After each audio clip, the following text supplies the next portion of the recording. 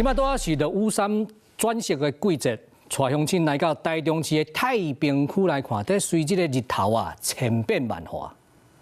这是台中太平苗圃的落雨松，寒人的时景色嘛在咧改变，袂输是来到澳洲共款。出来行行，这空气袂歹啦。目前园区内落羽松已悄悄披上秋冬色彩，成片树林随风渐变。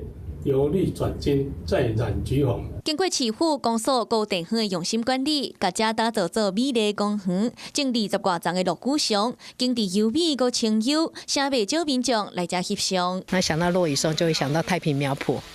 对，今天晴空万里，所以非常适合欣赏落羽松的美景。看到有些朋友在网络上面有 po。